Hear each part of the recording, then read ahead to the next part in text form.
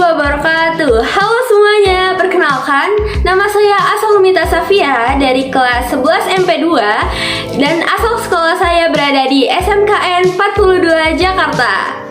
Nah, di video kali ini saya akan membahas materi tentang memahami ruang lingkup administrasi, sarana dan prasarana perkantoran. Nah, simak dengan baik yuk. Oke, sebelum masuk lebih dalam nih ke materinya, kita harus tahu dulu apa sih pengertian dari administrasi perkantoran.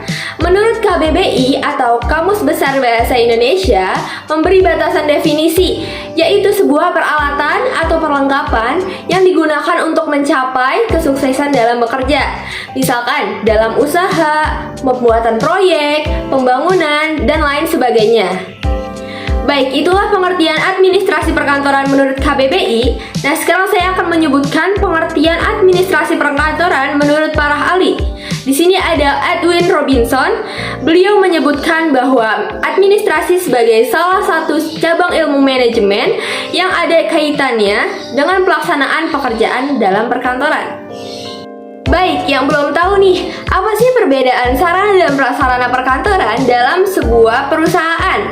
Nah, yang disebut sebagai sarana perkantoran adalah peralatan yang dipakai oleh karyawan untuk bekerja dan dapat dipindahkan kemana-mana. Misalkan seperti kursi, meja, ballpoint, komputer, atau sejenis lainnya. Nah, kalau prasarana adalah segala sesuatu yang ditunjukkan kepada benda-benda tidak bergerak seperti gedung, ruang, dan tanah. Misalkan seperti ruang meeting, kamar mandi, dan lain sebagainya. Baik, adapun tujuan administrasi sarana dan prasarana perkantoran. Nah, yang pertama itu adalah sebagai cara untuk menjaga serta mempertahankan kondisi teknis dalam pekerjaan di sebuah perkantoran. Nah, yang kedua, administrasi sarana dan prasarana perkantoran bisa menyediakan pedoman kerja bagi karyawan dalam suatu perkantoran. Nah, yang ketiga, dapat menyediakan berbagai sarana serta prasarana yang bisa digunakan oleh para karyawan perkantoran di tiap unit maupun personel, sehingga bermanfaat bagi semua karyawan.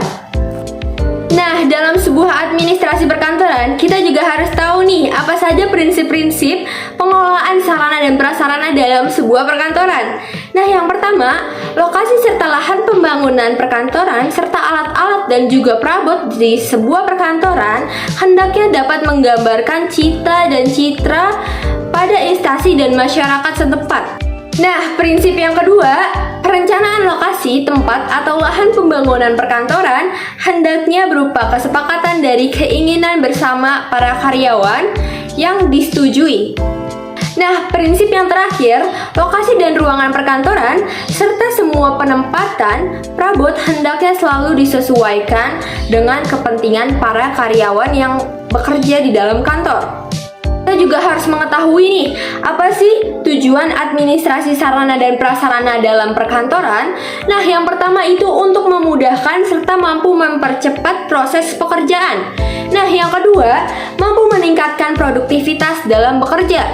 Yang ketiga, pekerjaan di kantor hasilnya lebih memuaskan dan lebih berkualitas. Yang keempat, dapat memberikan kemudahan dalam pekerjaan. Nah, yang kelima, mampu menumbuhkan rasa nyaman bagi para setiap karyawan.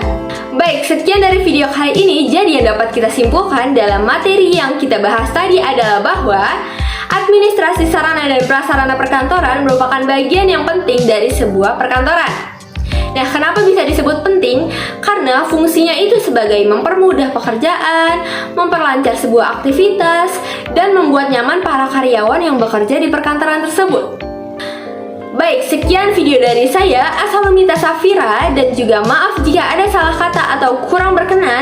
Terima kasih telah menonton video ini dan juga mendengarkan materi yang saya sampaikan.